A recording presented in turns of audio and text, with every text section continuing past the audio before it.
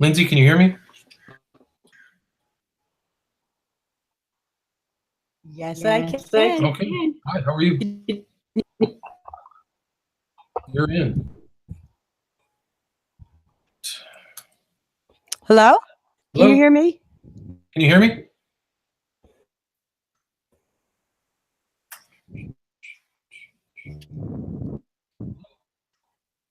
Hello? Lisa. Hello. Hi, how are you? Oh, hi there. I didn't have my I camera on. hear It's you. early in the morning here. Can Okay. you hear me? I hear two people. I think I hear Lindsay and Lisa. Yep, we're here. Well, I am. That's good. We got two in. This is Lindsay. 2 in and 10 viewers.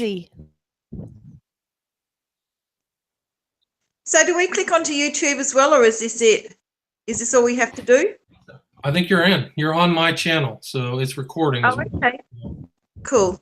It's live and recording. Actually, I need to get some.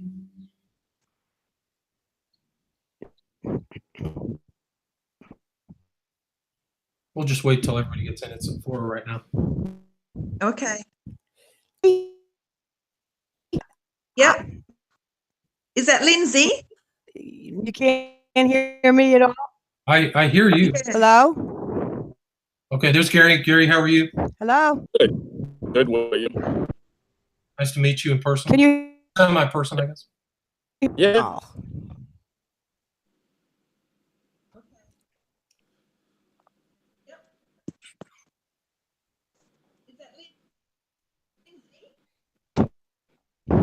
Yes. Yes. Rats. Hello?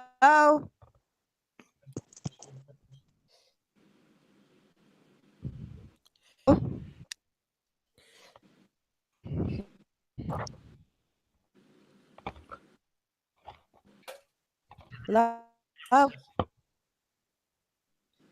I've got 3 people Can you here. hear me? Lisa and Gary. That's it.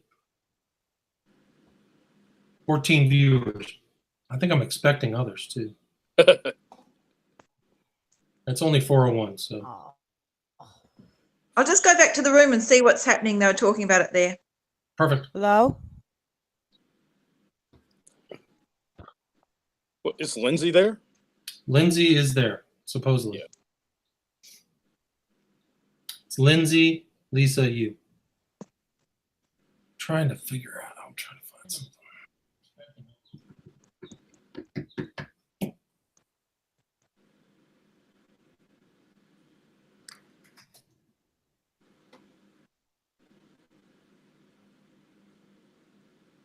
We are live now, though, right? Yes, sir. We are live. We are live. And Hello? on Hello? very close, Gary. Jason's here, whoever Jason is. Gary, you have a very high, very intense close-up. I don't know if you want to be that close to. There you go. Much better. Well, I didn't really want to do that. I actually have another. You look. This is good right here. Not working. So That's back that's good. I don't want to scare small children, which I probably will do. Luckily, they're supposedly only 18 and older, so.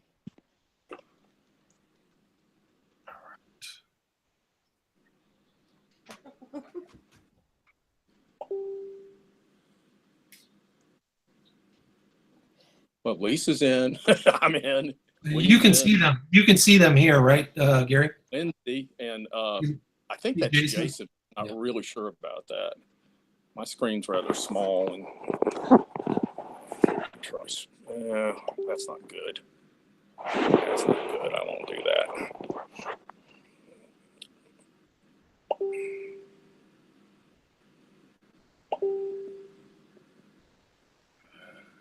Berta still can't get in. You need. Yeah.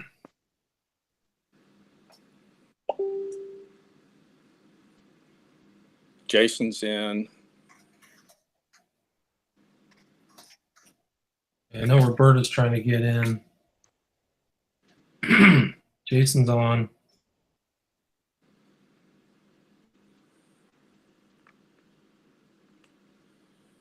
You have to use a Google account.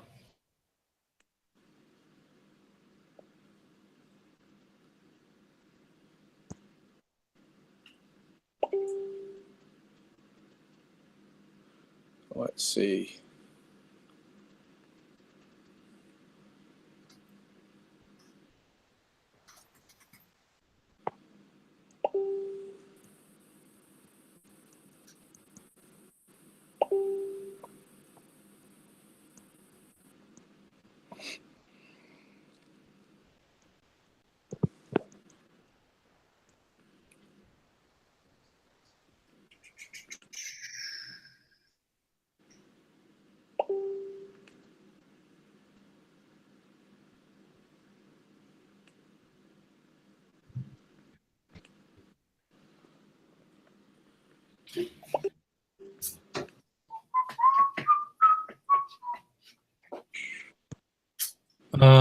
Who didn't Adam Galvin?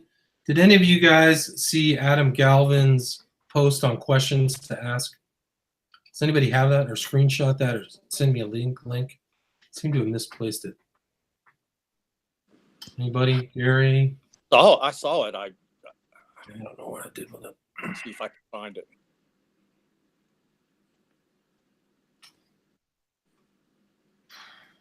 Okay. On inside.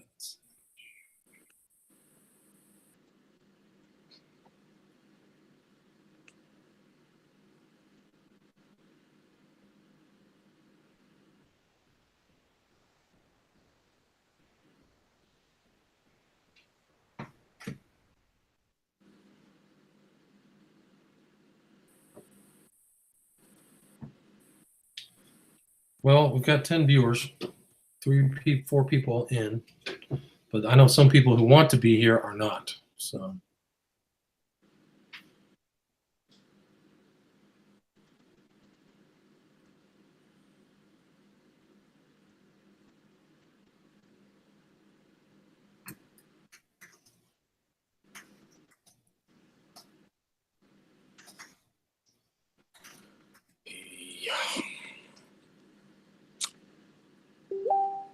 There it is. Got it. Did he send you a screenshot? Jason just posted it on the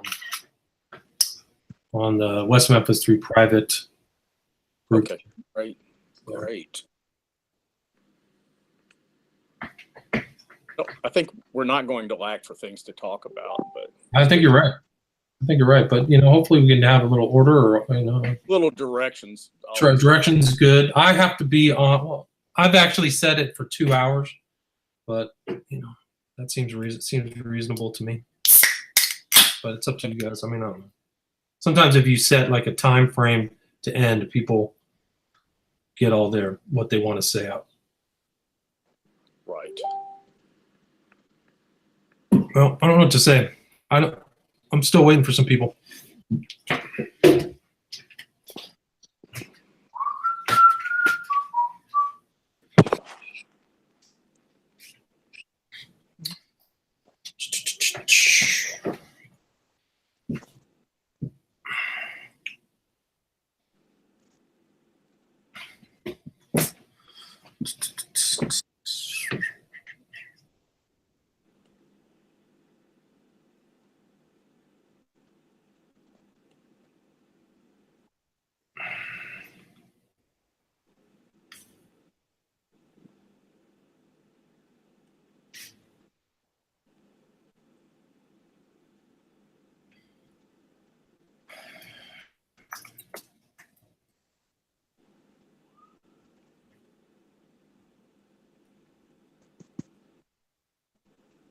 Somebody dropped. Then there was 3. Gary's still there. Yeah, I'm still here. Okay. Well, let's see what's going on. Better.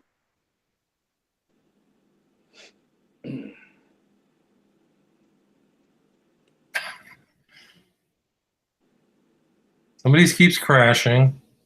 Somebody else keeps crashing.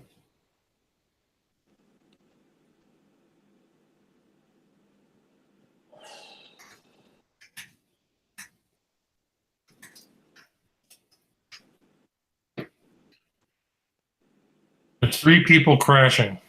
Inca, Todd, and Jason crashed, but he used a different one. Jason was here. Oh, he's here.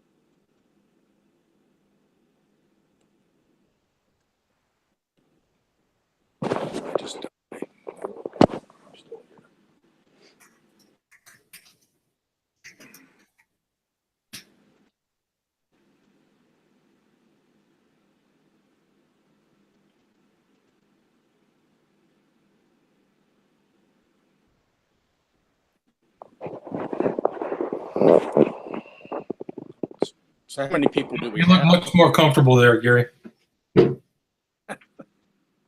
I'm still working on a better connection. My AirBook is not connecting for some reason, so got this iPhone. What part of Mississippi are you in? I'm in the Mississippi coast. Coast, nice. The Gulf of Mexico is about a mile south of where I'm sitting right now. Awesome, that's cool. Except during major hurricanes when it comes up right to the door. That's a good point. Then you got to run for the hills, huh? There are no hills. There are no hills. You just got to run. Are you above sea level or below? Oh, it's above sea level. Oh, that's good. I mean, some of those parts of Mississippi and Louisiana are below sea level, aren't they? Oh, yes. Yeah. Yes. And quite a few. New Orleans, a lot of New Orleans is below sea level, and the only reason it's dry is because of the levees, which is why it flooded in Katrina. Katrina, right? Yeah, because the levees gave way, which is a huge scandal. But right, why'd they give way? Yeah. Okay. Louisiana's kind of known for having huge scandals, so it's not too right. surprising. I mean, the mayor's going to jail. The chief of police corrupt. Right. It's the old story. Yeah, it's a world Hello? unto its. Okay, Lindsay, Lisa, Jason, Gary are all Can you in. hear- I hear all of those people. Can anyone hear me? Yes, can you Yeah. hear me? You hear me? I can. You and yes. Where's the chat?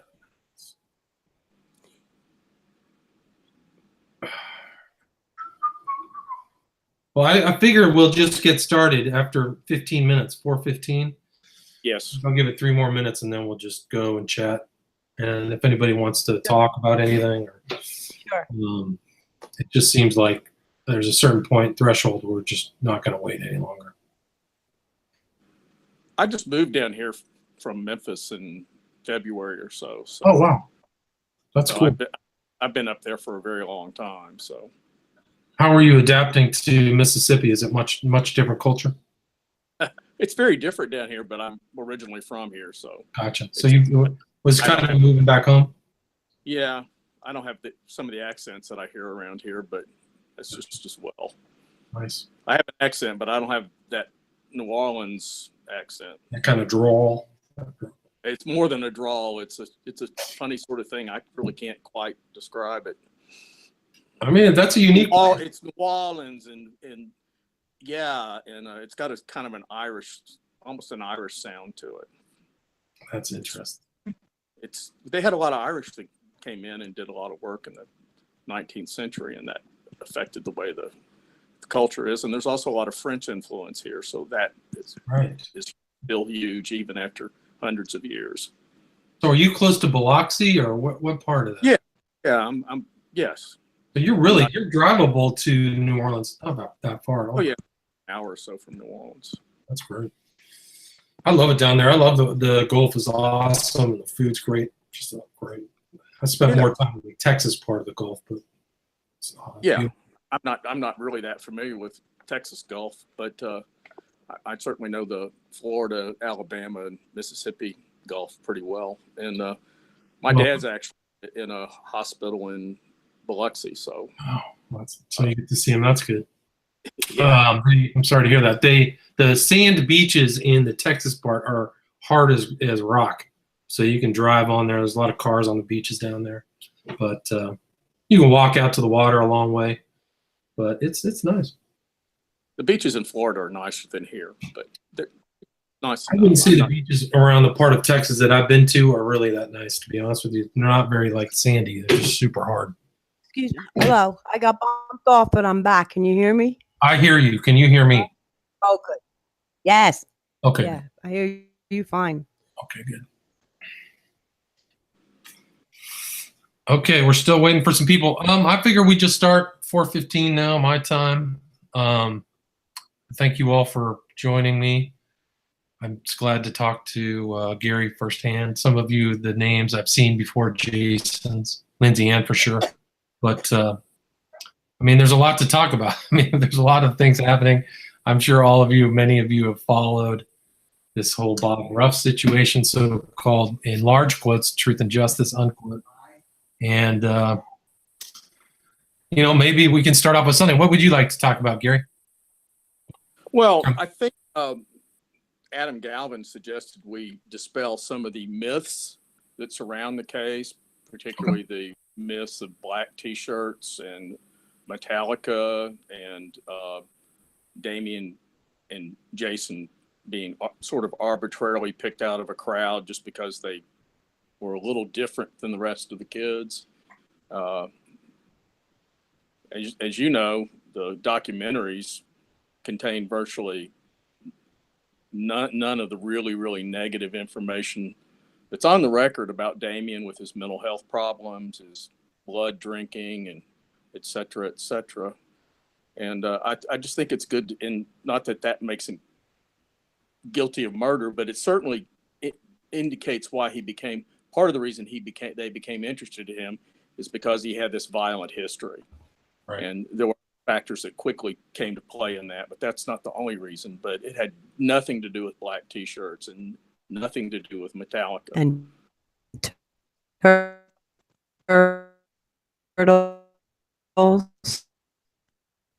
That didn't come through very well. Yeah, Lindsay, you're pinging is what you're doing.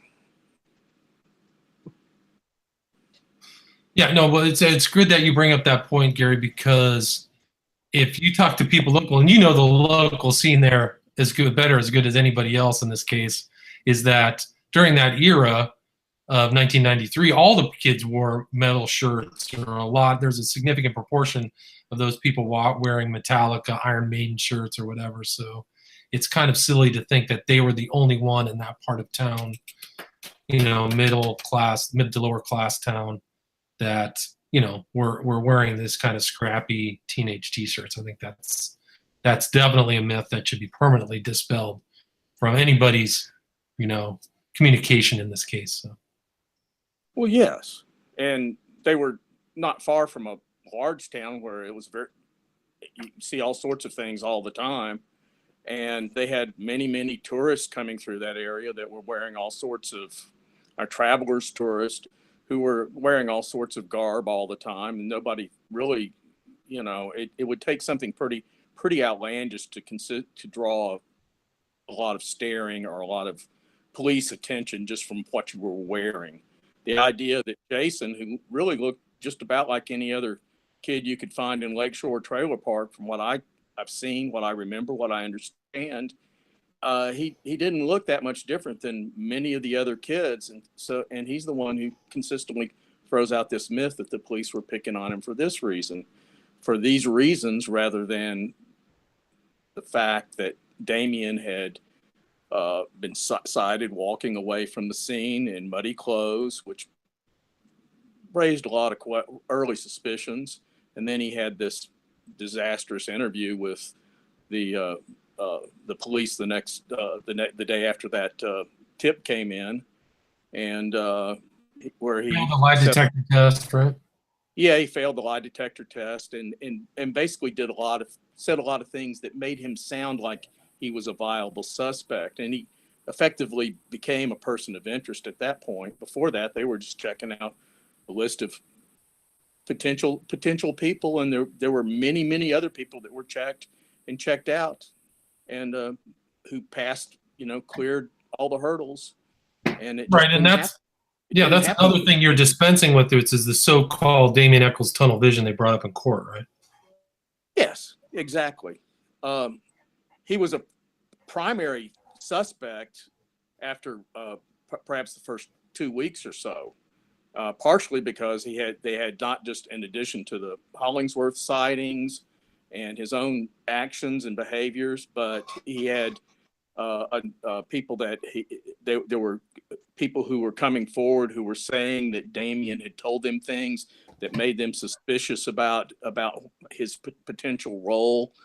And there were people who were they had people like LG Hollingsworth and Deanna Holcomb who failed the one question on there on the polygraph that they failed was, do you know who did this?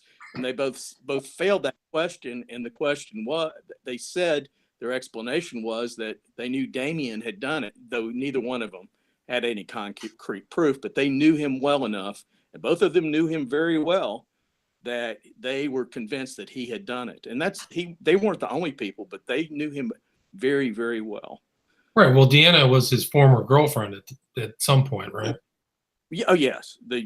Prior to they broke up in May 1992. Gotcha. So it was a year ago, and she was the one that in the court records drew that depiction of child sacrifice, some baby around a bunch of tombstones in front of a full moon.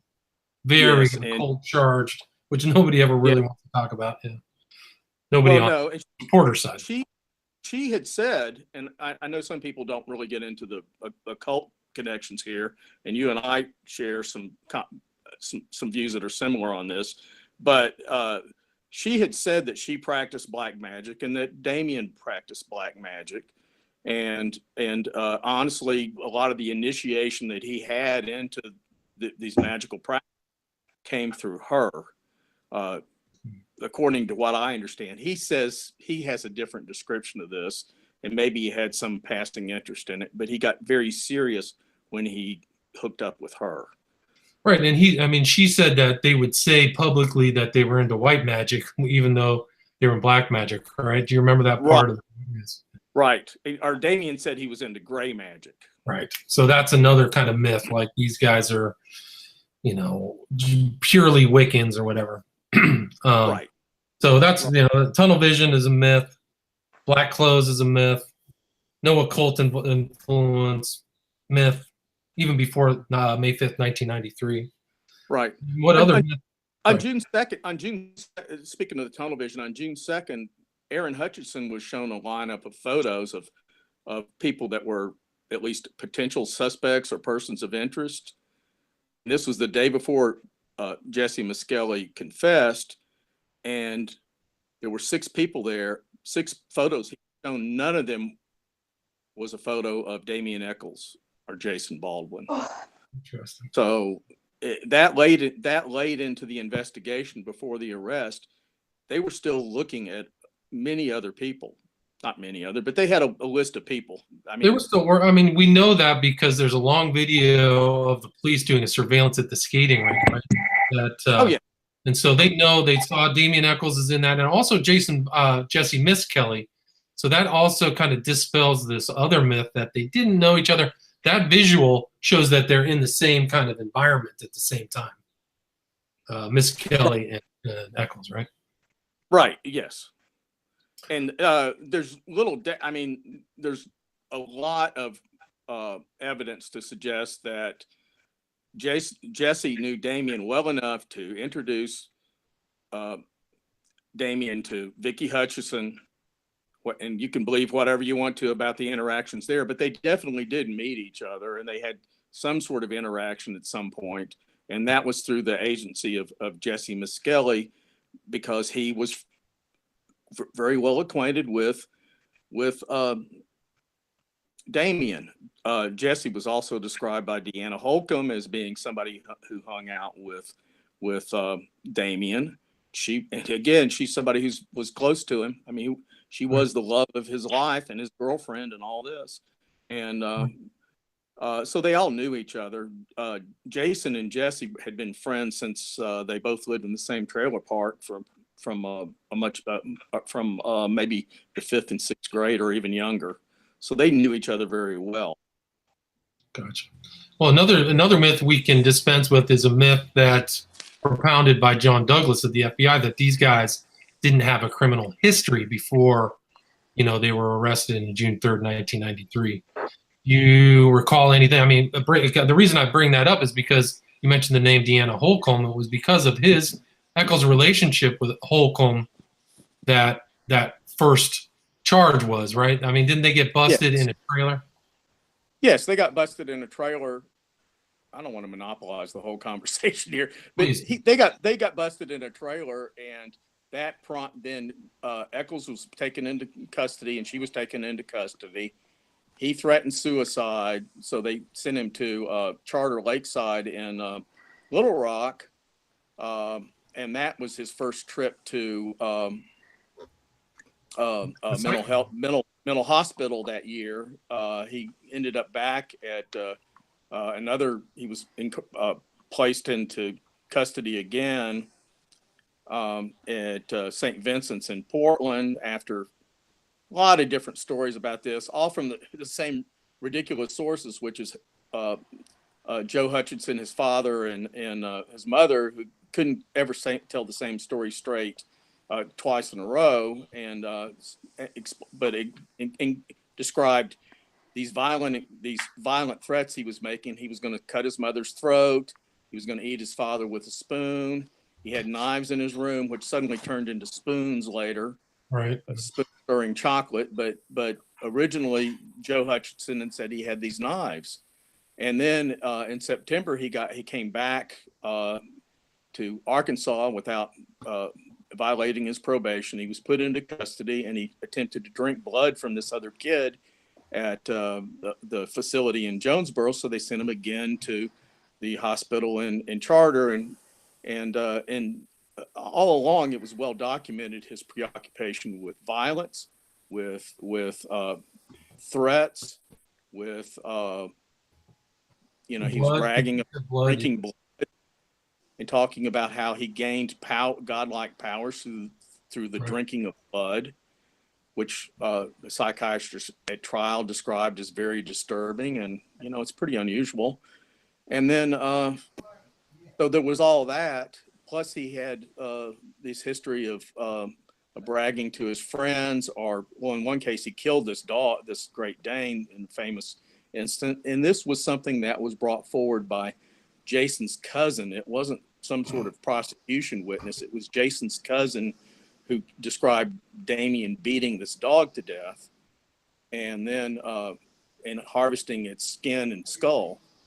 And he also, Chris Luttrell described Damien telling him about the animals he tortured, that Damien had tortured. And so there's all this history of torture and violence with him. But the dog evidence is also consistent with Jesse's confession, because he said that they tortured dogs and hated them. And Jason was involved in a lot less that we on record, but according to his own school papers, he had, he violently he basically choked his little brother out in a violent confrontation. And according to Mara Leverett's Dark Spell, he took a baseball bat to his drunken stepfather one evening and ran him out of the house. So he had a history of violence, and it was a very violent household, apparently, from what he has told his favorite author. Right. Didn't he have a record of stealing stuff too? Yeah, shoplifting and vandalism. He'd been in trouble for both those things. Jesse Miskelly had been in trouble on several different occasions for beating up really smaller children, girls. I mean, beating up 8-year-old girls, 10-year-old girls, hitting them with bricks, sticks, rocks, etc. And he had a long, long history of violent acting out as a child. He hadn't killed anybody up to that point, but he was extremely violent, and his family, it was a very violent household, apparently. Yeah, he had a reputation for brawling, right? Brawling and fighting, and yes. And this is what John Douglas wrote in his book, Damien and Jason had no indicative violence in their past. This is like one of their people. So I know. I know it's laughable. It's just a total. I mean, Ridiculous. and then I wrote St. Dibblebis said Eccles tried to scratch his eyes out. Laura Maxwell, Eccles threatened to kill her brother and her parents. Charter Hospital, his own mother was most concerned about son not learning to deal with anger and rages. So and terrorist threatening, that was another thing that was important that the West Memphis police stated, is that he was involved in terroristic threatening was one of the charges in that arrest in '92, right? Right. He'd threatened to kill Deanna's parents. Yeah. He'd threatened to kill her new boyfriend and put his head in the front lawn. He threatened to kill Shane Dibblebiss's, I keep mispronouncing his name. Dibblebiss's cousin. He was going to kill him I'm not sure why exactly, but he threatened him. And, you know, there was a long list of people he'd made these kinds of threats to. So, you know, it's totally unreasonable to suggest he had no history of violence when, in fact, it's well documented that he had quite a history of violence. Right. So that's another myth, right? That's the. What's the other myth? How about the Jesse Miss Kelly has the mind of a 6-year-old myth? I mean, we know that he scored. There was at least one IQ score that had him at an 88, and it was known that he was babysitting somebody else's kids, right? So it would be hard to believe that somebody would let him babysit kids if he was really younger in his mental age than the children he was babysitting. Does that make sense? Yes. His verbal IQ was pretty low, but his performance IQ on previous testing before the trial came up was pretty high, in the mid to upper 80s, which is almost, I mean, it's in the normal range. It's kind of a little bit low. And that means if you're good at mechanical, putting things together and taking things apart and understanding how things work, you're just not, what he was not adept at was academic subjects at all. His reading was at a very low level, though he had some reading. And, you know, he's not a smart kid, but he tested very, very high on the scale for malingering on these other tests they'd given in preparation for trial, which indicated that he was fudging the results of the test. And that's just the sort of thing he would be inclined to do, which shows a little cunning on his part, which is not something you really associate with somebody who has the mind of a small child. Right. You can see also in his confession on June 3rd, 1993, that he was kind of prevaricating. He was distorting facts, and which he admitted later too. So it shows, you know, the capacity to, you know, prevaricate, deceive. Right. I mean, would you agree? Yes. Any other myths that we can address? What about the myth that the cops only looked at Damien Eccles? I mean, we know from the records that they took a bunch. I mean, the court records are correct. I mean, the police records are correct. They took at least 20 or 30 men who were like local pedophiles, sex offenders, criminals, and took them out of a list of possible perpetrators. Right? I mean, did you see that in your research, Gary? Yes. In fact, Randy Sanders, who was one of the family friends of the Eccles Hutchison family, was a registered sex offender, and he was one of the people that the police checked out. Just as an example, they did a very thorough job with that. They thought because of the way the boys tied, there might be a Vietnam veteran involved, and they went down a list of local veterans that they might have some concern with.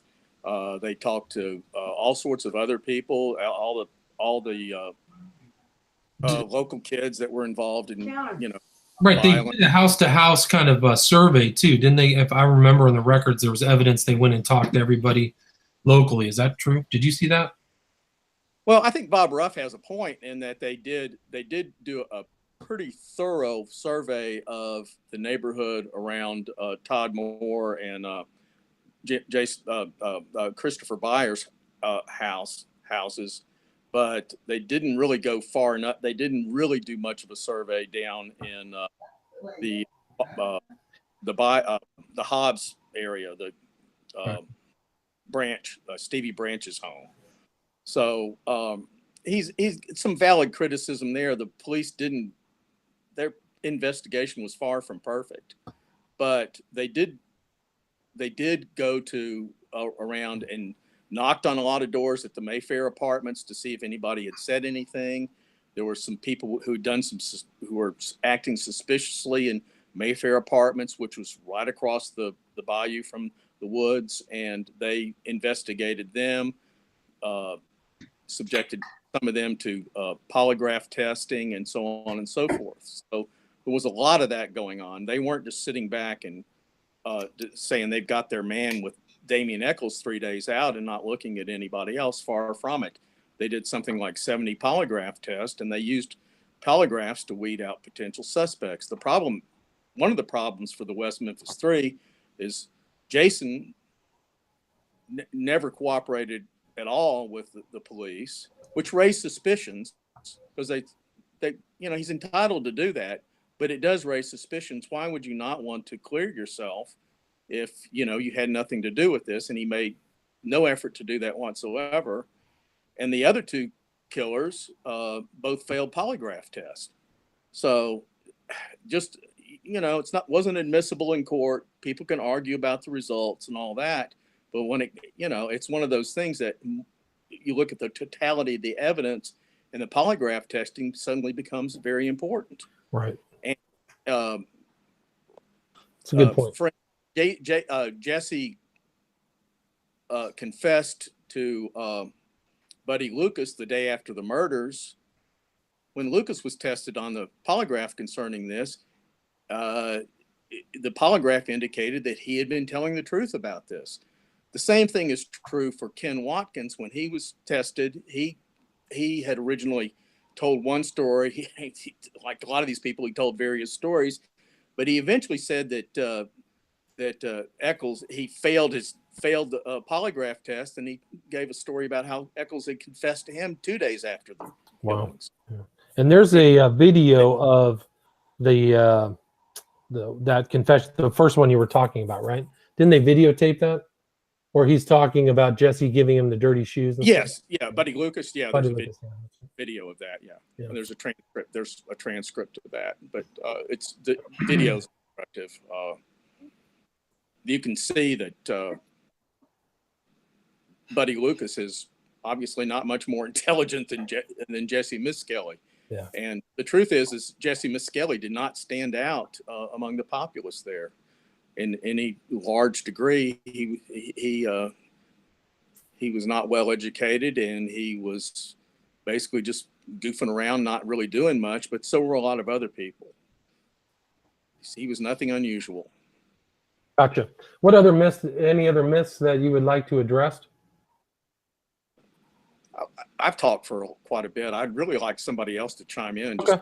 Let's see. I think there's somebody here who says West Memphis 3. Who is that? Can you talk? Hello? Let's see. I think you're muted. You need to unmute yourself. Somebody. Let's see. Let me West Memphis 3 TJ. Who is that? Is it Truth and Justice? Yeah, that's you. Is that you? No, I'm Lisa. Okay. I have a question though. They talk about the corruption in the police department. Has anything ever come up about, other corruption, or was anything exposed? Because I can't imagine that in that small town it would have been so important that they've covered everyone. Barry, anybody? Who's the? Well, I mean, I know, but I'll give somebody else a chance to. I'm trying to get this one person to unmute this. West Memphis 3 Truth and Justice. Who's that? There were some investigations involving the drug task force that really had nothing to do with the West Memphis 3 case, except some of the detectives who were involved in the drug task force were involved in some of the investigation of the West Memphis 3 case. And the corruption was in, they did a lot of big drug bust because of where it is. There's a lot of truck stops there. It's a confluence of two major interstates. And so they did a lot of drug busts there, and there were a lot of drugs flowing through the area, and they had a lot of stuff in the evidence room. And there were some things missing from the evidence room, and they thought that the police had confiscated some drugs, some guns. I know they had those things, and maybe some other things. Had nothing to do with the West Memphis 3 case. It was not some huge thing where they'd taken out millions of dollars or something. It was relatively real. It was real, but relatively minor. But there was evidence of corruption, and eventually the state police did come back with a report naming some people who were involved in that. Again, it had nothing to do with the West Memphis 3 case, and it's hard to see how that investigation would somehow play into the actions of the detectives involved in the investigation of the murders. Thank you. Okay. Any other? What about? There's a question in the chat about alibis. We know that this is a question that's popping up with the so-called Bob Ruff investigation, but one of the whoppers that was told this week or within the last 7 days was that Jesse Miss Kelly's Bible confession equals an alibi because he clearly states that he was back at the trailer park between 6:30 and 7 on the night of the murders, which then if you look up one of the police officers, Dollar Height said he didn't see him there. But that was an interesting thing. So maybe we can talk about the alibis. Does anybody want to chime? Inca, are you there? If you are, can you unmute your channel?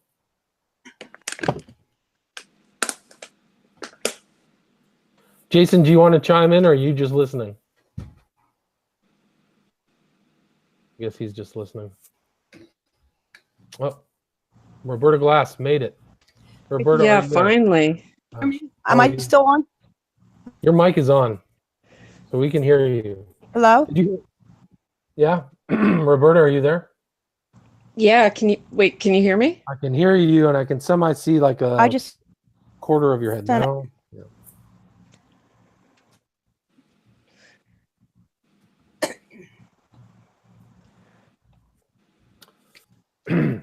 All right, we got a question. Bob Ruff said that in the survey, they gave the answers to Damien, and he just agreed with him.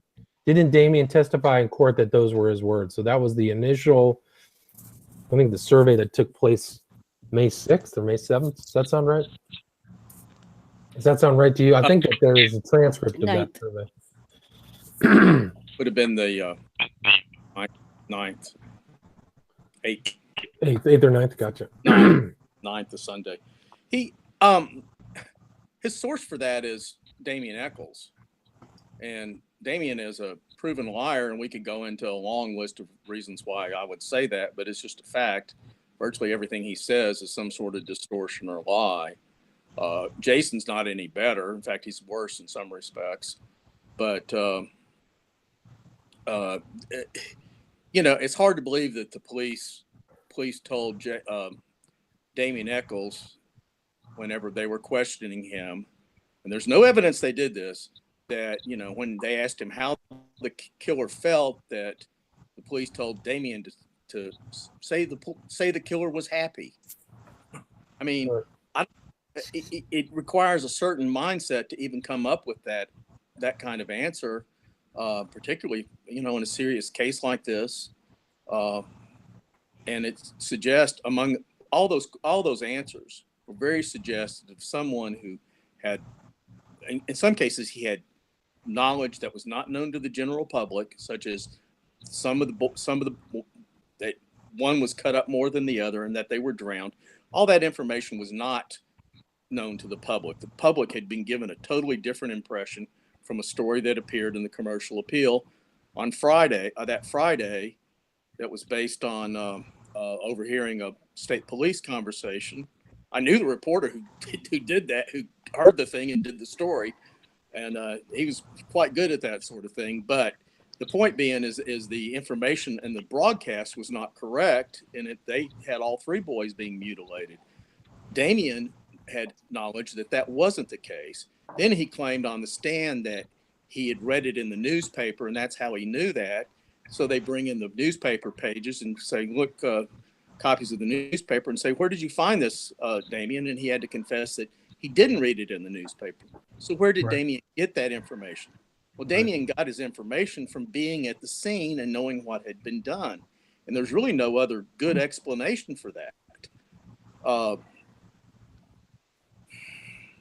And that's just one example. I forgot what the question was.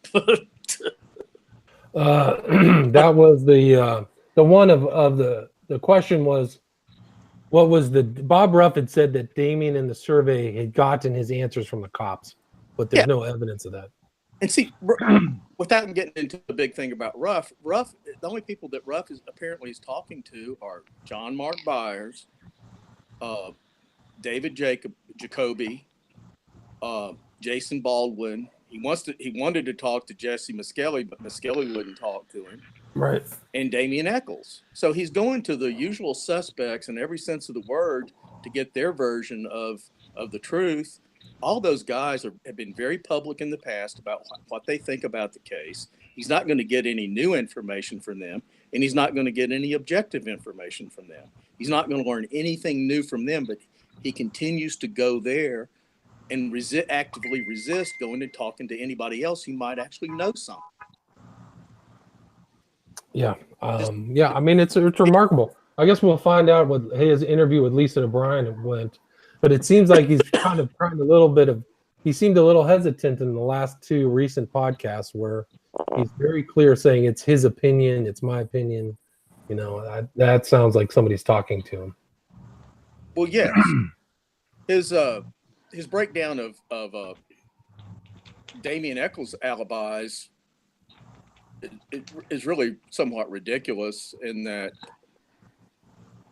he had two people or actually four people that are more who were at a casino in Tunica County, Mississippi, that he claims are alibi witnesses. They're not alibi witnesses. He claims that Eccles' families are alibi witnesses. He gives two different stories. Eccles does. He says he was on the phone all evening with these girls. None of the girls, according to their statements to police, said or have ever said they were on the phone with him that evening. In fact, they all, if you look at the record, they all said they didn't talk to him. The last one he talked to was at 4:30 in the afternoon, and he didn't talk to Jennifer Bearden again until not at least 9:20 that night, and it might have been later. She admits later. So the phone call girls are no alibi.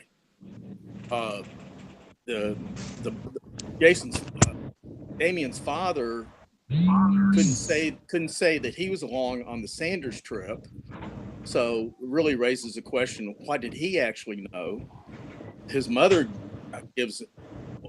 gave a lot of really incoherent answers about the father leaving the night before, and then no, it wasn't then, it was later, and it's just she didn't have a lot of credibility. And then Michelle, his sister, said, yeah, he was sitting there watching the 90210 with us over at this friend's house. The little friend there is 12 years old. She said he was there, but how credible is she? And actually, her testimony was discredited because she said it was right before her boyfriend's concert, and it turns out the concert was two weeks or so later. There were two girls across the street that said they saw him going in the house, but it's very questionable whether one of those is even credible at all. And the other one, maybe she is, but she didn't testify in court, so. And she has never been challenged in any way. So, I don't know how credible she is. So he has an alibi, but Ruff said he has an alibi. He has an ironclad alibi 9 people saw, but it's completely different than the alibi that Damien Eccles put up in court, right? I mean, it's incredible. But there's a total there's 2 different alibis. Yeah. Oh my God, it's amazing. It's also different from the alibi that he publicly states to this day that he was talking on the phone to these girls and says, I haven't heard him talk about the visit to the Sanders home in quite a while. I admittedly haven't seen everything he's done, but I don't recall him talking about visit to the Sanders family. Yeah, And I that never. one of Yeah, the Mary Allen, the phone call girls is easily disproven. So I don't know why he's clinging to that. Roberta, are you there? Yeah. How are you? Can you hear me? I hear you very Good. well. Great. We've talked about some of the early myths about the case. I don't know if how much have you been following us since 4? Have you Not listened in as or have you- closely as I like because I've been hung up with Google Hangouts. Gotcha. Well, hopefully you've learned it's a little temperamental and not that easy to opt on. So I understand. But yeah, we're just kind of talking about some of the stuff, taking some questions and stuff like that. But I think that the notion, that's another myth. It really is that Damien Echols had a valid alibi. Yeah, and I think what's interesting to me, I guess, I come from a different perspective. I thought after watching the documentaries that they were innocent. I didn't know anything else. I didn't have any other information. I thought it was like when they got out of prison, I was like excited for them. I thought like, oh, like it had justice has been, it had been righted or whatever. So when I finally looked into the case, I wasn't looking to prove that they were guilty. I was coming from the other side. So, but when you look at all the evidence against them, it all fits. And for the evidence to fit, for them to be innocent, you have to do so many mental gymnastics of forgetting all the confessions, forgetting whatever you think of lie detectors, forgetting that, what are the chances that 3 innocent men have no alibi? What are the chances? It doesn't fit. And I'm surprised.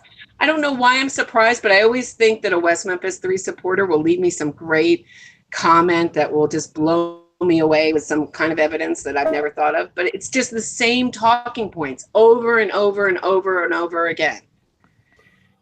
Satanic panic, other stepfathers that are guilty, a hair. I mean, all the things that have just been disproven. It's ridiculous and laughable. It is. At this point and this long, the case has gone on. I mean, it's we're at the 25-year point. They're still going over things that are clearly disproven and just repeating it all and over again. I wish I had a dime for how many times a West Memphis 3 supporter says to me, "Lady, you don't have your facts right," while giving me completely wrong information as an argument. I've had a complaint Insulting me. Yeah. I don't like your version of the facts. That's what somebody was. What do you mean? And they get really mad that I laugh, but it is laughable at this point. How do you say with a straight face that Damien Echols thought he was dying? He was pleading guilty because he was dying in prison of some like bad eyesight and teeth or some like undisclosed illness that's never been revealed. I mean, how do you say that with a straight face? Seriously. I don't know. It's laughable, ridiculous. If it weren't sad that a child killer is out with so much support. So much support, yeah. Yeah, I mean, where do we want to go from here, guys? Do you want to critique Bob Ruff, or what? Do you want to continue with any other additional myths? Is there any myths that we've missed out on? Or how about the myth that the Alford plea is not a guilty plea? Do you want to talk about that myth? I don't know. That's a great one. And then I think also that they wouldn't let them out if they were that the state of Arkansas really thinks that they're innocent and let them out apologetically, like, "Oh, sorry, don't sue us. Right. Yeah. We're letting you out because you're innocent." That's certainly a big myth. But How about this myth? They got out saying that they were going to look for the perpetrators from the outside. How's that going on? I'm looking for all of those private investigators hired by Damien Echols and Kate Baldwin that are looking for Terry Hobbs as the possible perp, right? And they say that over, but you know what I also want to say, another interesting thing about West Memphis 3 supporters? Damien Echols' words are incredibly important until they're not. Right.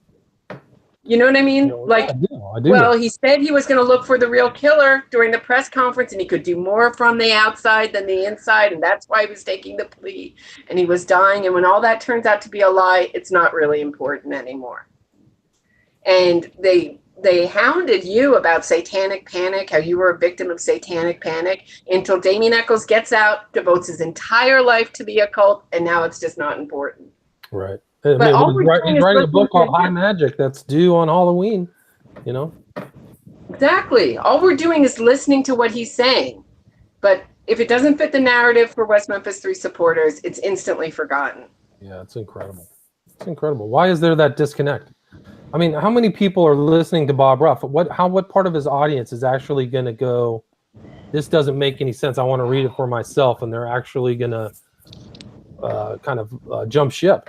I mean, is that going to happen with the? I've seen a couple people stick their head up above the crowd over on his Facebook or on his Truth and Justice fans page, and man, they got beat down. It was like the nail got slipped up and the hammer got beat down. Like, hold on, I'm starting to think that. I think one of the guys starting not to believe this story, and people are like, why? I mean, how many people are going to jump ship? They should be angry, but I also find it interesting that people ask me for new evidence. That I, as someone who records videos, should go out and find new evidence and forget the court system and forget cross-examination. What someone would tell me, like Joe Schmo on the street in Arkansas, is more important than what someone testified to under oath in court that could be cross-examined. It's such little respect Evidentiary for our court. hearings, rules of evidence, all this stuff. Right, exactly. Doesn't mean anything. No. Judge, Bob Ruff So, I mean, puts the it's like court system on like a fantasy. 4, right? Isn't that how much he trusts it? 4 out of 10? Forgot he said something like that. It's Yeah. a fantasy, I think the whole Bob Ruff podcast is it's a fantasy podcast, A related myth is the idea that these supporters were just like Damien when they were teenagers, and he was just a poor, misunderstood teenager who was, full of angst and, didn't get along with his parents. He's a goth. He's a goth. Just like every other teenager, and he wasn't. He was somebody who was severely mentally ill. He'd already conceived this idea, according to himself, according to his own story, that he was going to be the world's greatest magician. How many other kids in trailer parks in Arkansas have conceived that as their ambition, life ambition? I would say 0, except for him. That's a good point. And he was actually in some kind of process of transformation that he was going to eat Kool-Aid packets to facilitate his transformation into a new being. And that is like a sign of like, whoa, guys, can't you key into that? Or can't you understand, like, this is a different level of perception, right? Like, he's having and the whole Rosie thing where he's talking to some discarnate entity, like, this is not your normal kid. It's a myth. You're absolutely right. It's very strange. What did he write in his thing? I'm going to be Satan's henchman and ride into heaven and blow it up in a big ammunition dump. I can't remember the exact quote, but that's where I got the title for my book, Abomination, because he wrote, abominations are taking place on the earth. I'm going to be one of them, right? That's very strange ideation. It's very strange. Yeah. Not normal. So that's another myth. He was a normal kid. What normal? Sorry. I mean, I can speak to that because my best friend since the 4th grade is still a West Memphis 3 supporter, and he cried after he watched the documentaries. But he's only on the second one, so he still thinks John Mark Byers did it. So, I mean, I can. You're making a very important.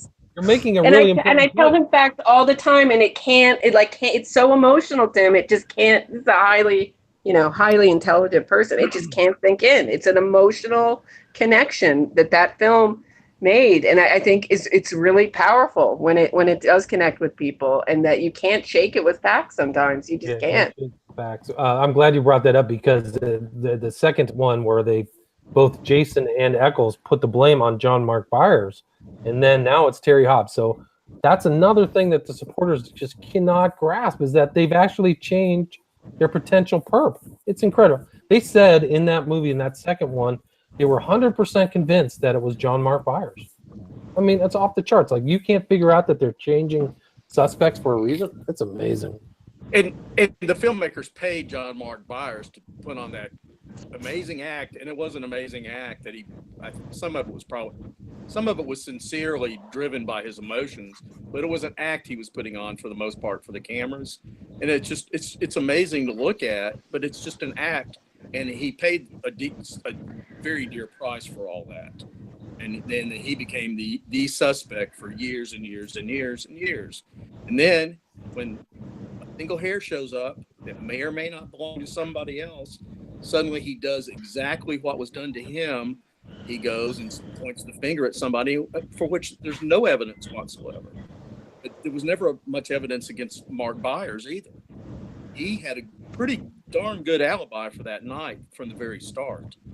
It would been very hard, just based on what was known, for him to have pulled that off by himself. In fact, it would have been impossible.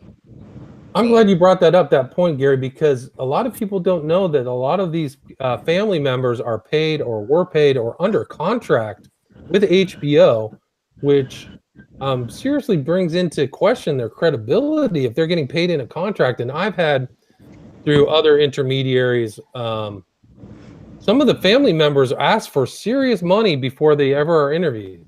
So I think that it's important for the public, nons or people who are not supporters or whatever, to understand that those last two documentaries were very seriously biased by HBO's involvement in paying some of the family members. Well, I think it's important to note too that the parents of Michael Moore, Robert Byers, and Stevie Branch, really, I gotta name them pretty often. Let's keep the focus on who was killed in this and who the real victims are. None of the parents wanted to have anything to do with the filmmakers after the first film came out, except Mark Byers, who needed the cash. Who isn't the biological father of the son, right? He's not a biological parent. No, although he shares some DNA, so there's some question about that. Oh, really? But, yeah, well, you know, the famous Kershaw knife, the blood in there matched both Chris and John Mark. So the question is how did that actually happen, since he's the adoptive father? I don't know. You know, I don't know how that happened. And I'm not sure how close what that actually proves or disproves. But you know, he didn't do himself any favors with his testimony, where he was all over the place about what he actually did with the knife.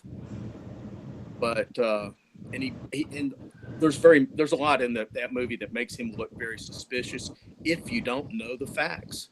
I just watched it the other day, and I've been appalled the last two times I watched it about what a piece of just pure propaganda it is. Virtually no facts presented whatsoever. It's all just, it goes right past that and into the emotions. Good points. Any other questions or anything, guys? We've passed the first hour, so I've slated another hour if you guys want to go another hour. But we've talked about the myths. Anything else? Roberta, do you want to add something? West Memphis 3TL, who's that? You want to add something? Yeah, I'd love to hear from some people. Oh, I'm sorry. I'd love to hear from some people that we don't usually hear from. Hi, I'm just wondering, can anyone hear me? I hear you perfectly. Oh, hi, William. This is Inca from West Memphis, the West Memphis 3 pod discussion. Yes. I'm listening. I'm very, very interested in everything that everyone has to say in regard to the case, and so much knowledge and experience amongst the people who are present tonight. From my point of view, something I find quite interesting is just taking the Truth and Justice podcast as an example. It's the role of social media in kind of reinventing history, if you like, a kind of revisionist history of the West Memphis 3 case, and I find that quite insidious, and I'm quite surprised by the gullibility of Bob Ruff's audience in terms of just taking everything at face value and perhaps not doing any of their own investigation, you know? Excellent points. I mean, I think that if you look at, I've done some investigating into Bob Ruff, and apparently his work involving serial, which garnered him a lot of fame, involved less than honest or investigation with integrity. So I Yes. think you're right. I think the gullibility is remarkable. I think also, though, it's a really good point. It's not just Bob Ruff. It's the New Yorker magazine. It's the New York Times. Every time they print the wrongfully convicted West Memphis 3, I can't tell you how many times. I mean, the New Yorker is the perfect example because they're famous for not even having a comma in the wrong place. But when I tried to, I wrote a letter, a very angry letter, saying, you can't say that they were released on DNA evidence. That's not true. They took an Alford plea. It's a guilty plea. It didn't have to do with DNA evidence. And she says that the journalist said, I'm not going to correct it because that's true for me. So I don't know it was just ridiculous. It was, I have the quote somewhere. I have the letter somewhere, but it's close to that, it's true. Yes, DNA was involved. Yes, very, very interesting as well, because in the UK we have the Guardian, and the Guardian has since Paradise Lost, the series was released.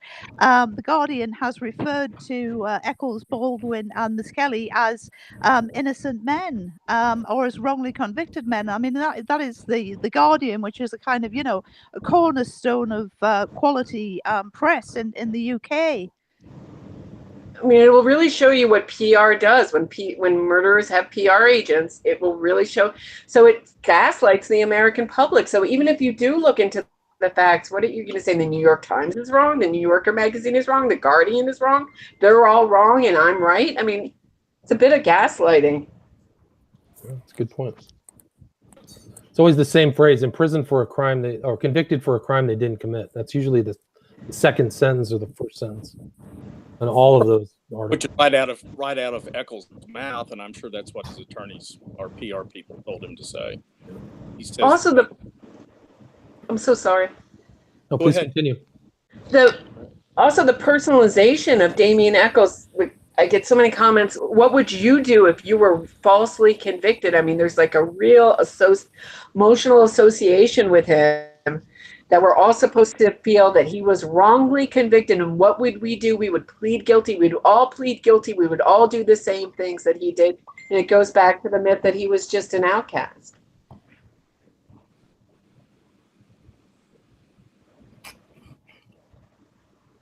That is true. That's another myth.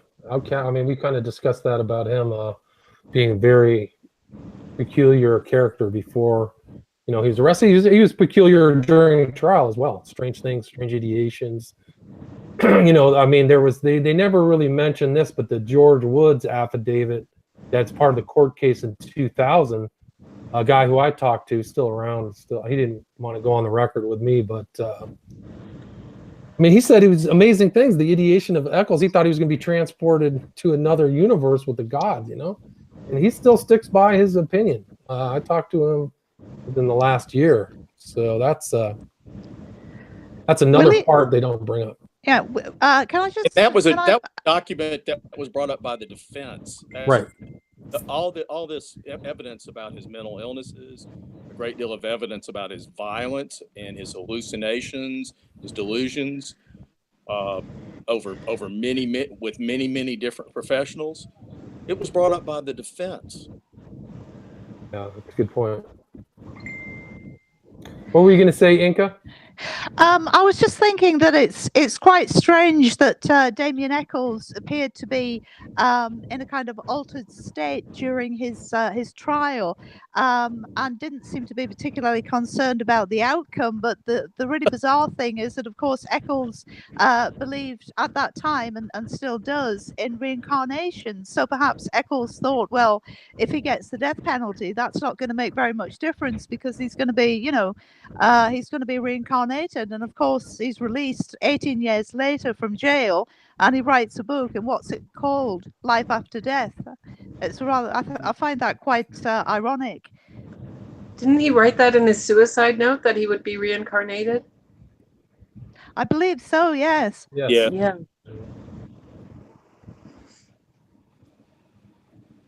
I think another idea that's been, this is more from Bob Ruff than the world in general, but he's been heavily promoting this idea, pushing this idea that Jesse Miskelly has these great alibis and this parade of great alibi witnesses, and the 3 police officers were lying. And if we just believe Stephanie Dollar and Fred Ravel and, and Dennis Carter and all his little friends from the trailer park, which he apparently does, then, we should be aware that Jesse too has got this airtight, ironclad alibi. And it's just not so. It's not even close.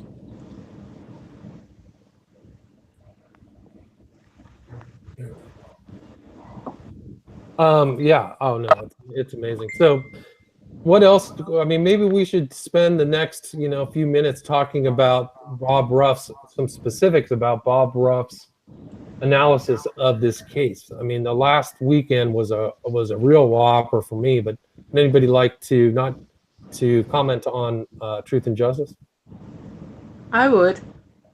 Go for it. I think I have a theory. This is my theory. I can't prove it because I don't know Bob Ruff or the ins and outs, but my theory is that he lost a lot of credibility when he picked Don as the killer of Hae-Min Lee, and he thought that the West Memphis 3 would be a slam dunk case, and who wouldn't think that with the press that they get and the support that they have?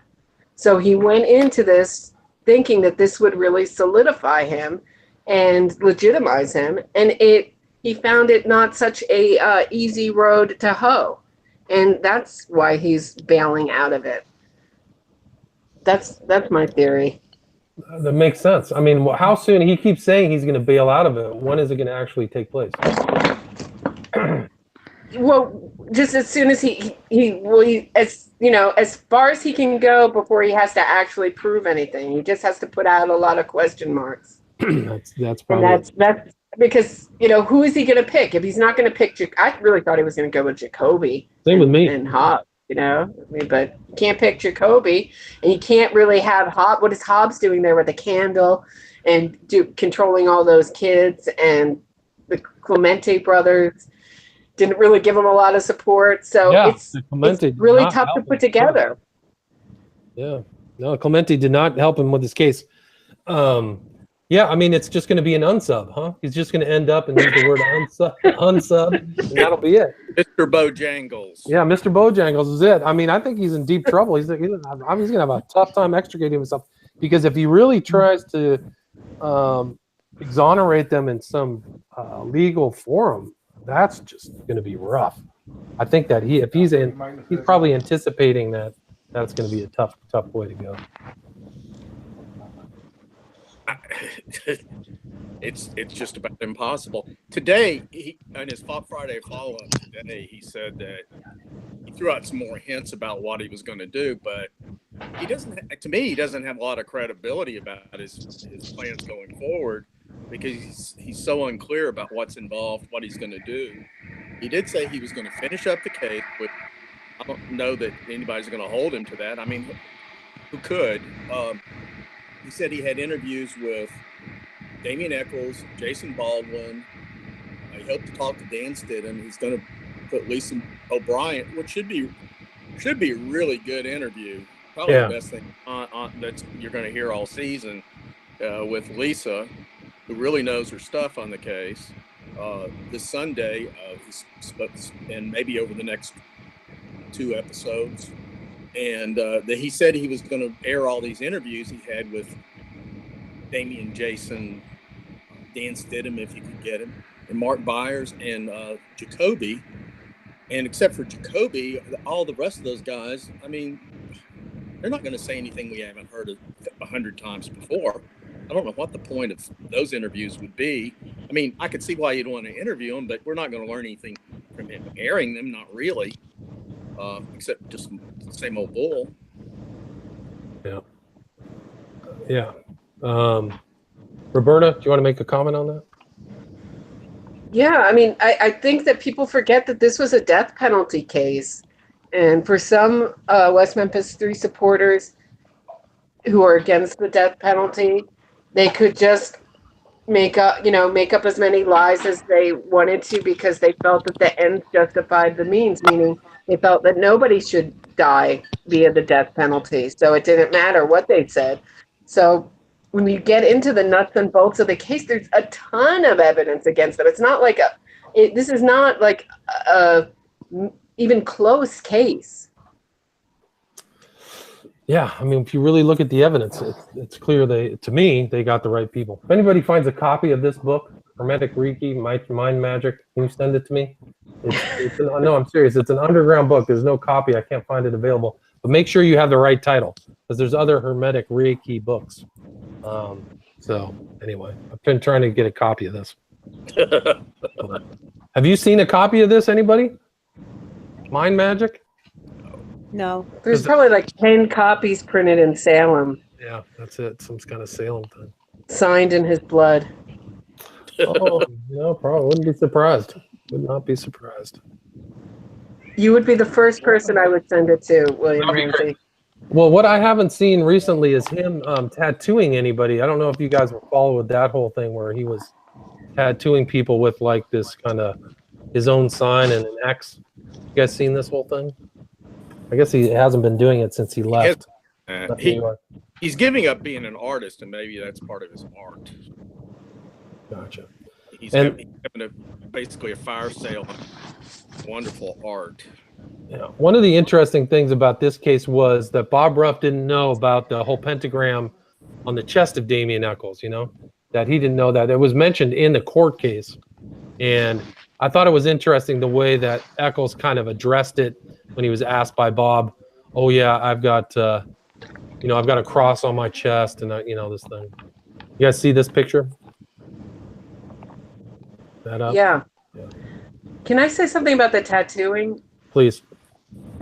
Well, in New York City, it was illegal to get a tattoo for a long time because of the AIDS crisis. So when I got my tattoo, it was like, in a guy's house in the Bronx, 1992 or something. So it's heavily regulated. So I don't think New York State, is taking too kindly to unlicensed people just randomly tattooing people. It's, a whole process. That's my theory on it. That's interesting. I wonder what that is. Have you guys ever seen this picture of Echols? This is from the court case. I don't think I've seen it in any book where somebody got a picture of him in all black with the pentagram necklace. You guys ever seen this one? Yes. no. No.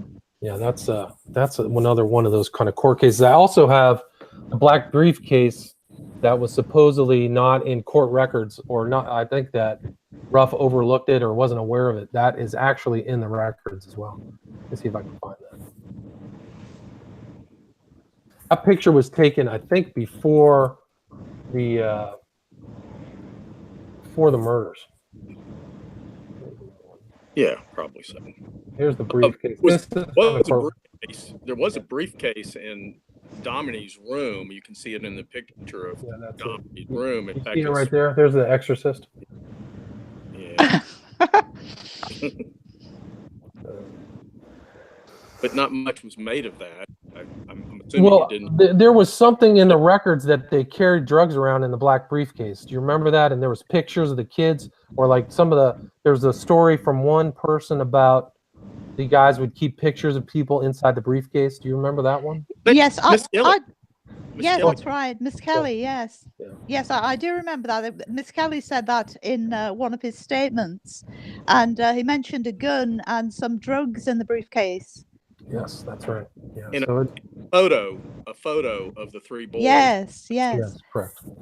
And among many other things you could read, when you look at the confessions, if you listen to Ruff, you would think that Kelly was just agreeing to whatever the police were saying. Well, no, he corrected things through there, and one of the things he corrected was the suggestion that there was more than one photo, and he said no, it's just one photo. And so, but he was very consistent about that one photo being in this briefcase. That kind of detail popped up in somebody else's story as well. And then one of the more peculiar things in the case was the persistent persistent presence of this character that Eccles supposedly called Lucy, Yes. named Yes. Yes. and he's mentioned by not just a few people, but quite a few of the people that were privy to this sort of information that he was hanging around with. But the police seemingly could never find this guy, and every physical description they had of him, he looked completely. None of the physical descriptions matched in any fashion. Miss Kelly said he looked like Damien, except he had a beard. Oh. At one point, I was wondering if he was Joe, but Joe Hutchison. But I'm that's just rank speculation on my part. I mean, they do sort of look alike. I mean, father and son, but I don't want to dwell too much on that because that is just a wild guess at the best. Yeah, I've always speculated. I've wondered who that was in that community as well. But like the Alvis Clem Bly statement, the recorded statement of him is really terrifying, but also verifies a lot of stuff that went down in Stonehenge that Bob Ruff won't touch with a 40-foot pole. You know, all this kind of art and spray painting and stuff that went on before the murders, things that led up to the murders, you know. Right. There was also some disturbing reports of Eccles stalking people and young girls, and most of that came out after he was arrested. But the initial report, the best initial report, came before the arrest. They just didn't. The teenage girl that reported this didn't name him because she was scared of him, which makes perfect sense. Well, there was another family that went into left a police report with West Memphis 3 that said he was in the bushes stalking their kids when they were out front. Do you remember that one? Yes. Yes. Yeah. So that's exactly right. And the buyers had some report. Mark and Melissa both testified that they had somebody in dark clothing that took pictures of their son out in front of the house one Sunday when they were on to Flash Market or something. And they never said it was Eccles for sure. And I don't know any way they could actually have verified that. And perhaps it was perfectly innocent. I don't know. But the whole thing was very strange. yeah.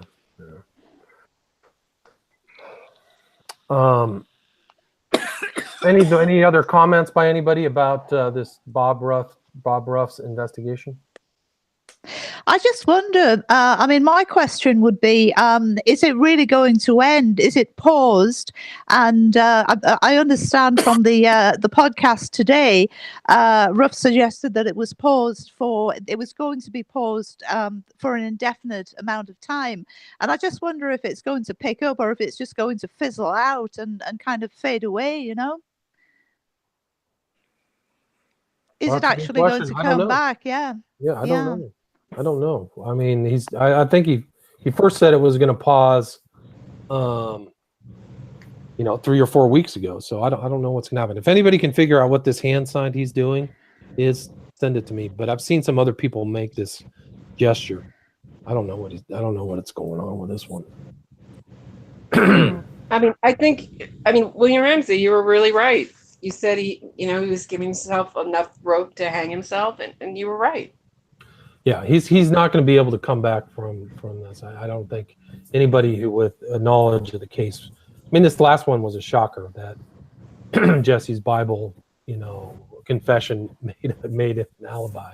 Just Well, I knew he was going to just say it was one confession. I mean, let's just talk about that. Well, good point. You can't talk about 6 confessions. Yeah, you just have to. I mean, he goes into all this minute detail about all this stuff that doesn't matter. But 6 confessions. Let's just concentrate on the one, famous one, coerced one, quote unquote. I mean, it's ridiculous. I mean, I really thought he was going to be able to. If you think about it, if you can make up as much evidence as you want and sort of magnify things and omit other things, I thought he was going to make a kind of Frankenstein type, case and really be able to pull something together. Because I thought he was going to pull another Don, but I was wrong. So there you go. Happen. Yeah, it's yeah, we'll see. I don't know how he's gonna to shut it off and keep his listeners, you know. Yeah, it's particularly bizarre that he wanted to use the Bible confession as the authoritative source on this police visit, but he wants to totally write off all the that confession and all the other confessions as totally irrelevant. He actually he's claimed repeatedly that there's only really one true confession, and that was the first confession. And then, you know, and that wasn't really a confession because it was obviously it was a coerced confession with a lot of leading questions. And then when Tim Clemente said that, well, you know, this sounds like a follow-up to an earlier confession, which is exactly what it was. Ruff really didn't have a whole lot to say. He ended up, you know, sort of peddling there, hoping you could tell he was just sort of hoping he could get through this interview with Clemente without doing too much damage to himself. And yeah, that's what it seemed like. He managed to do that anyway. I think he should rename his podcast, you know, The Forgotten Five, meaning the Forgotten Five Confessions of Miss Kelly. Right. Yeah, that was an interesting one. That whole subtitle of The Forgotten West Memphis 3. Like, what are you talking How about? insulting is that? Really? How Yes, that insulting was is terrible. That was terrible. Really bad. I mean, Yes, we're not supposed to be outraged. I mean, we're not supposed to be outraged, and we're not supposed to think the things that are laughable are laughable. It's strange to me that West Memphis 3 supporters, they have no answer to why Jesse Miskelly confessed so many times in so many uncoerced environments, and secondly, why he doesn't do more interviews. Why it's always Eccles out in the front and Baldwin, and Miss Kelly's kind of never around, never wants to talk. Why is that? It all fits. That's what I mean when I say all the evidence against them fits as to what we know how human beings act. In my experience on planet Earth, you know, it all fits. And to make it fit the other way, you have to do so many contortions and assume people act, you know, in ways they don't act. Yeah. Wow. Yeah. I mean, I don't understand how this farce is going to continue. I don't get it.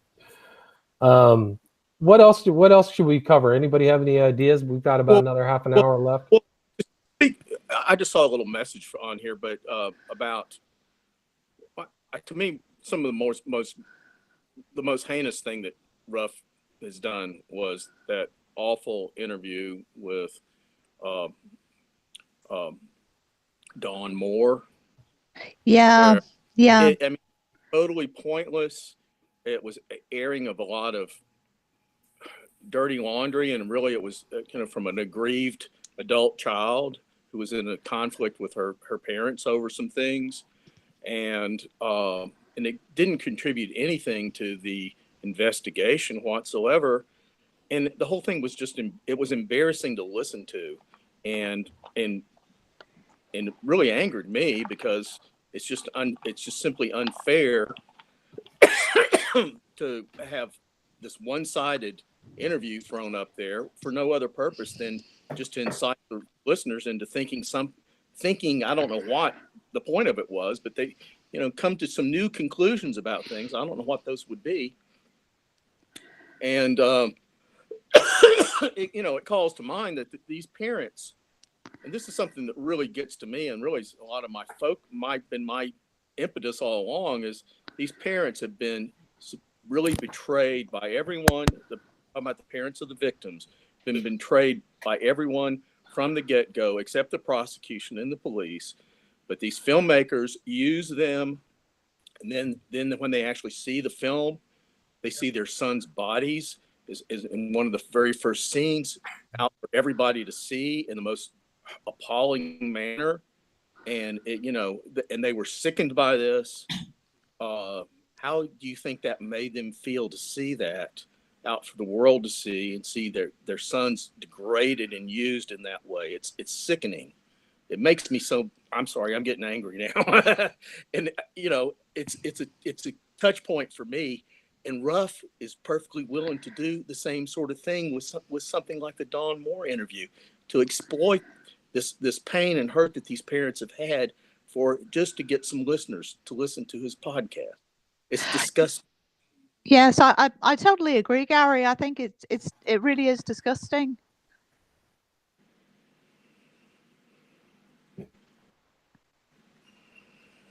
Guys, there. Go ahead and continue, please.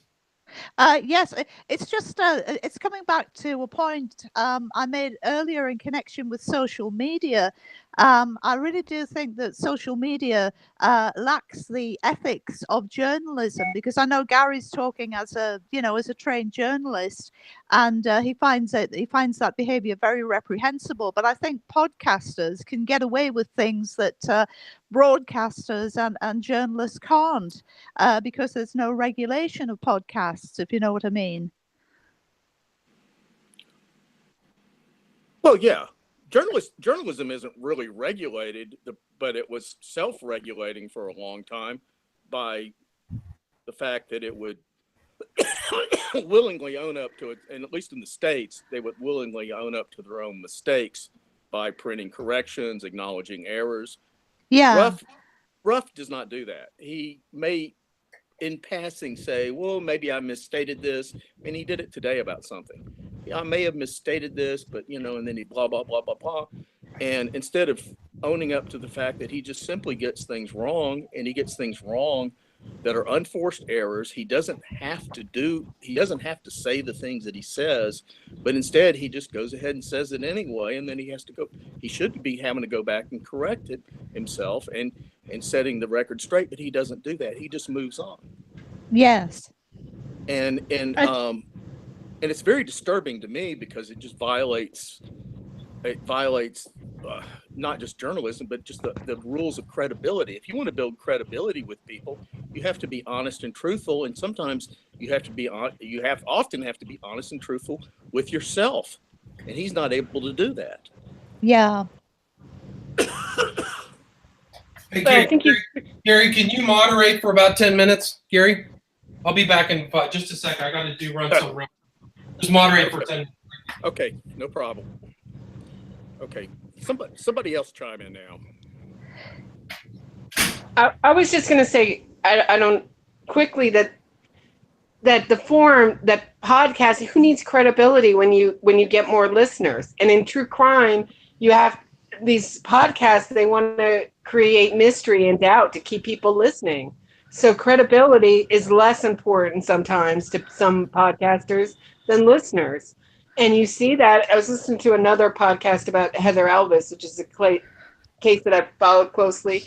And they were just saying unknown sources say this and that. It's not a case with a lot of super mystery, but bringing up, just not even hearsay, rumors as new evidence.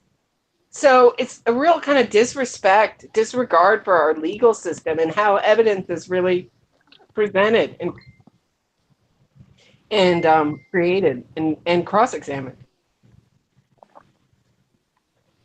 Well, Roberta, you do a podcast.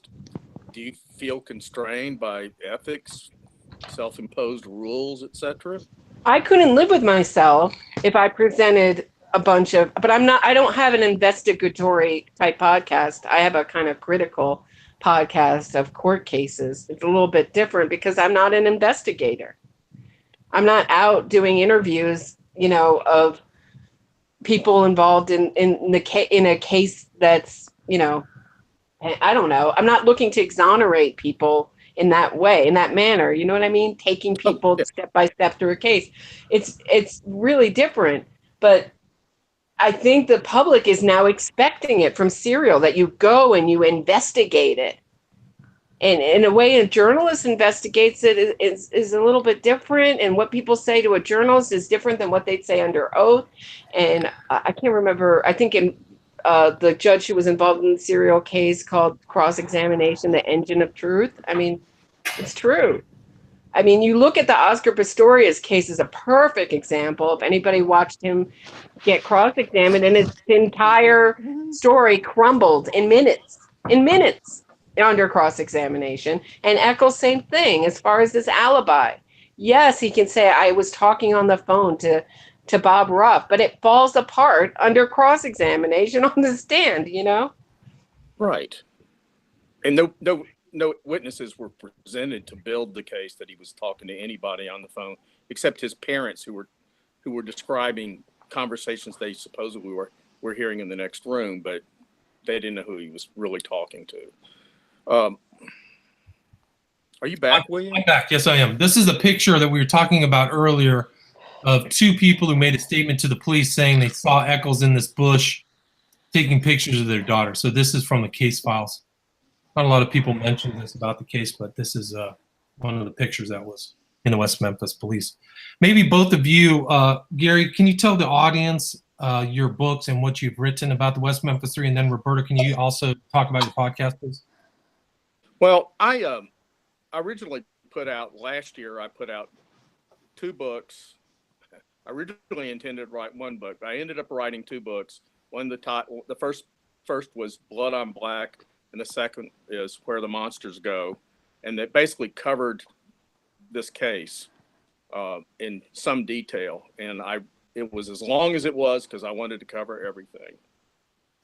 I spent the last year or so condensing those down into a book that's maybe a third of the size of the original book. It's at least half the size, maybe a third of the size of the original books, and called The Case Against the West Memphis 3 Killers, which is pretty much a self-explanatory title. They're both available on Amazon. I worked briefly. I worked at the Commercial Appeal in Memphis for many, many years, and I worked in West Memphis. Worked for the West Memphis Evening Time as a managing editor from 2010 to 2014. So I know the area pretty well. Awesome. And then Roberta, you on your podcast, you solved the West Memphis 3 case. Can you talk about your podcast? That is correct. I have a short video that's called West Memphis 3 Solved, and it's, I guess, my most watched video. Gotcha. So, and I have a few other videos about Damien Eccles and his cult-like followers, and talking a little bit about JT Leroy and other cases, and but many about the West Memphis 3. You have this case that I have posted up here on the video, which is Amanda Knox with Damien Eccles. So you've done an Amanda Knox, and the title is the Wolf Sheep Podcast. Is that right? Or Yeah. Yep. Gotcha. Seems fitting because Eccles wrote in his psych records. What did he say? Wolves eat sheep, or something like that. Yeah. It comes up a lot. It also came up in the Menendez case. Comes up a lot with killers identifying as wolves, and the people are just sheep. Gotcha. But I find that oftentimes that the followers or the fans of these murderers have some sheep-like characteristics. Interesting. Makes sense. Yeah, I recommend the podcast and Gary Meese's books. What else? I would by the way. I would recommend your book highly too. It's very good. Thank you very much. Also available on fine bookstores everywhere. This is an interesting one. This picture of them with John Douglas, and Damien Eccles has this black dragon tattoo on his arm. That's a cult tattoo, and on the table is a couple tarot decks. And John Douglas is just sitting there chatting along. Supposedly has a lot of respect. And it's interesting just to bring up kind of the experts that Bob Ruff mentions. He almost deifies these kind of paid experts like Douglas and Werner Spitz. I mean, I just fell out of my chair when he was talking about them, as if they were objective, honest people. So they're just something else. You guys want to comment on the experts or anything? Anybody know much about Werner Spitz? He's a single bullet theorist of the, JFK, which tells me all I need to know. And also, yeah, someone just argued with me about that. someone just left me a comment about how I don't have my facts straight about the wounds, that they never said that all the wounds came from turtles.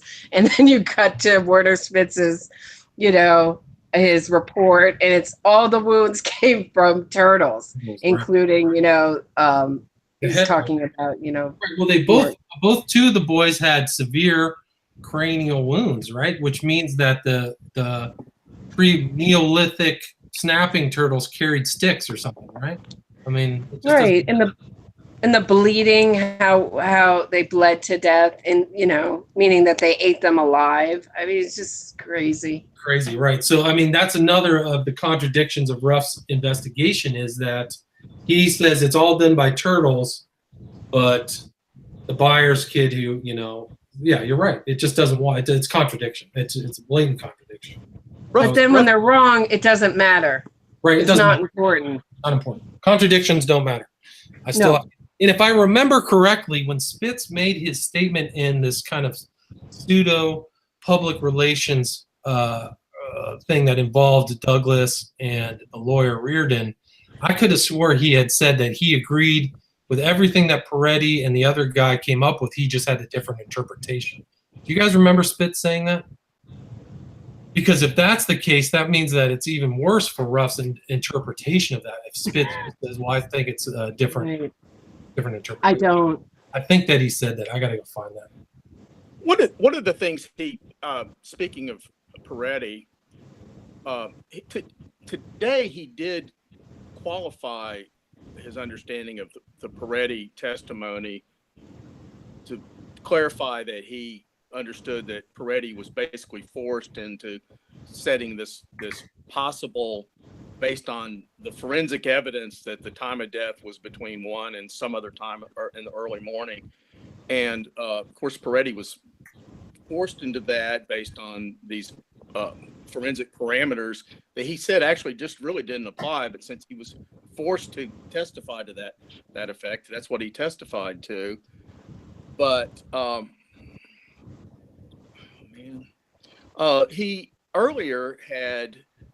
Ruff had earlier suggested that John Fogelman, the assistant prosecutor, had tried to persuade the jury through deception by using later times to push the time of the death back that would get closer to the Peretti testimony.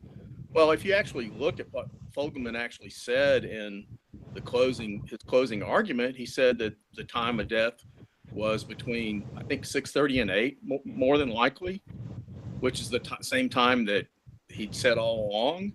There was no pushing back on the time. He basically just simply misrepresented what Fogelman said. This is bound to have been pointed out to him. It certainly was discussed on these various pages, Facebook pages, and he makes no attempt to correct this sort of thing. He just lets it stand. He allowed these readers to write in and suggest that maybe one of the Hollingsworth family, the Anthony Hollingsworth, that maybe he was a viable suspect. Because and that Richard Simpson, who was L.G. Hollingsworth's friend, was maybe a viable suspect. And today it was who was it that might be? A scout leader. Is he going to look into the scout leaders and see if maybe they might be involved? This is dangerous. It's irresponsible, and it's laughable. I mean, except the only thing is that there are real people who are being pointed at, and some of these people are still living, and they're being pointed at as if they might be potential suspects, and they're not. They never have been. It's ridiculous. Yeah, it's irresponsible. Yeah, really irresponsible. Grossly irresponsible. But don't you think it also comes from a larger, I don't know, like a sort of a view of life when you take on these innocent positions of convicted murderers?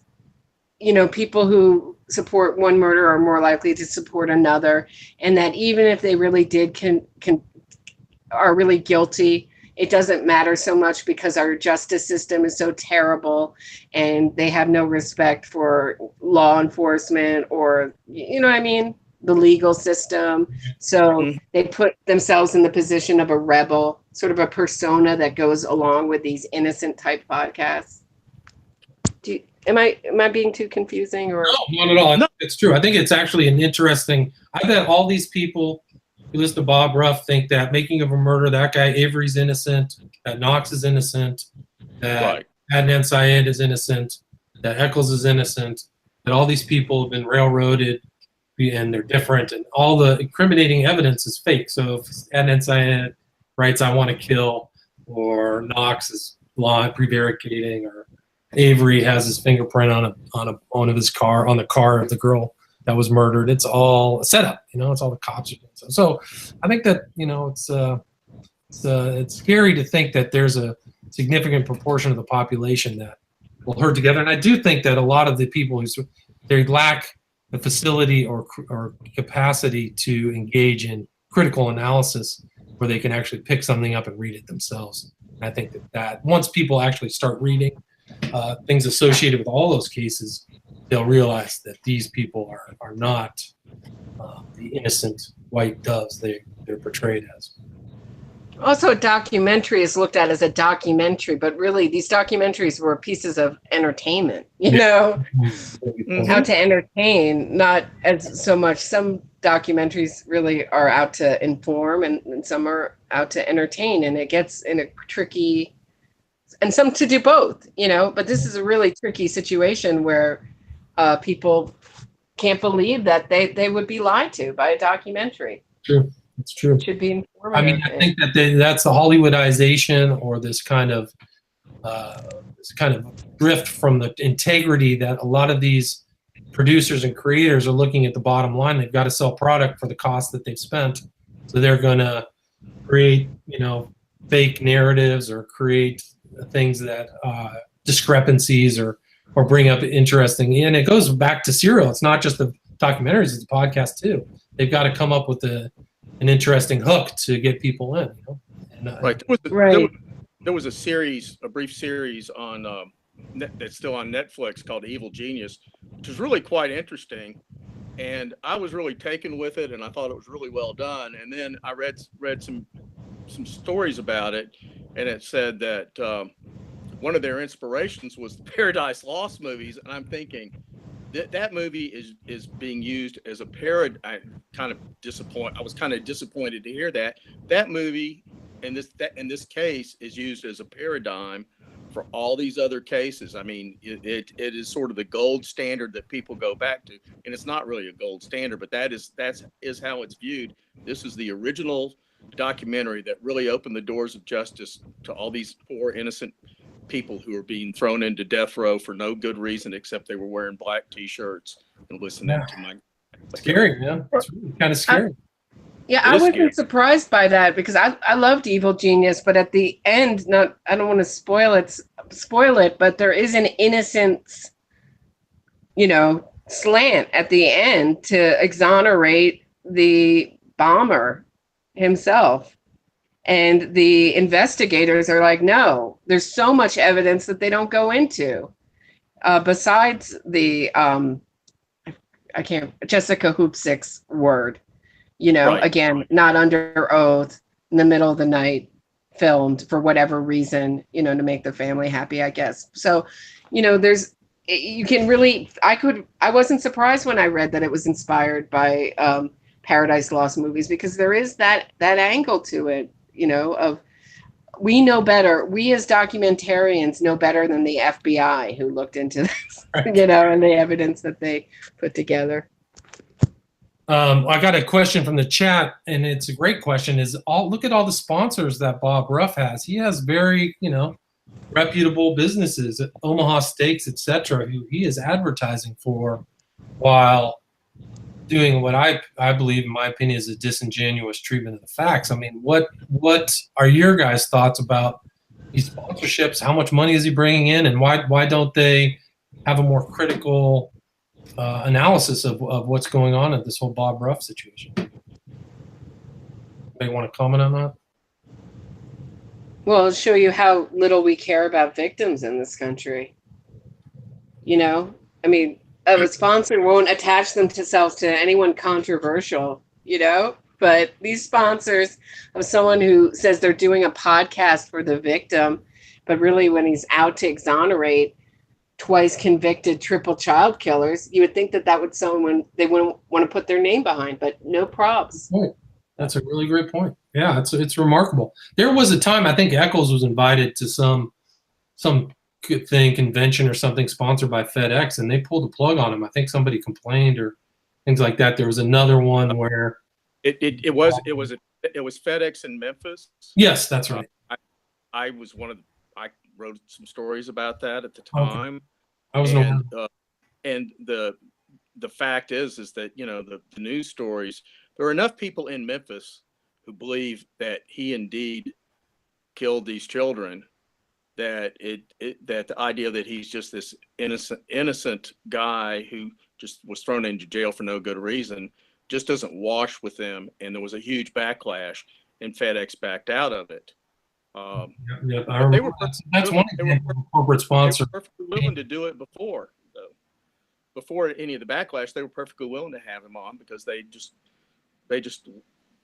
you know, they didn't study the case. They just thought this would be great to have this innocent guy giving this talk. Yeah, I remember calling a bookstore and saying, you know, where Eccles was reading from his book and saying, you know that guy wasn't exonerated. You know, he's a convicted child killer. He's on parole. You know that, right? And they were like, no, we don't know that. Really? You're a child killer. So Gary's right. You know, people don't know. Well, there was another. They ride on the PR. Yeah. It's enough people think, you know, he has enough innocence. And did you look at the Innocence Project page where they describe the false confession of Jesse Misskelley, and they go through how it's a textbook example of a false confession? No, I didn't know. I didn't see that. Yeah, it's a whole. I'll send it to you. It's like a whole page. And so the Innocence Project, which is a revered, you know, organization, has no trouble putting out false information. They put out that false information, but they won't take them as an Innocence Project case. That should say something. So they probably did their homework and went, "Whoa, I don't think we can win this," especially if they have already signed an Alford plea, you know. But one another case was another one. If you remember the Yoga Works fiasco, Magic on the Mat out here in LA.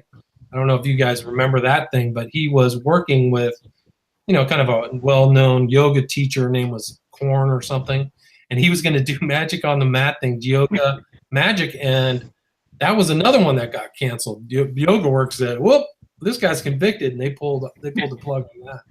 And yeah, William Ramsey, how dare you misrepresent that? That was that was postponed due to scheduling conflicts. Now, please. Indefinitely postponed. Not. So that was, you know, so people I'm kidding. You know what I mean? I think they put out some kind of statement like that. They'll never say that the guy's like a triple child killer and it's scary. They just, you know, cancel it because of whatever. You know what I mean? If you want to see how this kind of how people can change and flip, there was one where there's a video on YouTube of this woman, Korn, restating the whole fake narrative. These three guys were wearing black shirts. They got arrested. They were thrown in jail for a crime. And she just repeated. And then all of a sudden, the whole thing got canceled. And then she put another one out saying, well, Damien Eccles is a special guy, a beautiful person. And beautiful people is like a code word, you know, Manson uses it like if you're, you know, in the occult or something like that. So she got the gist of what's going on and changed her tune. She was telling a real different story after that got canceled. But there are pictures of them before the cancellation where she's got his hand on his chest in some kind of semi-romantic look. I can put this. I mean, Yeah, but the yoga class itself is amazing.